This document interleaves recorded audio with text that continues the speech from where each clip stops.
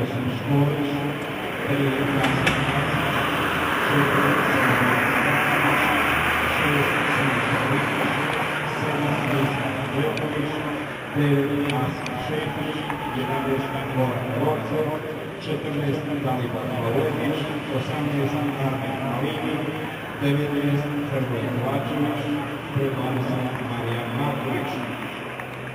Trener gospodin Zoran Bulić.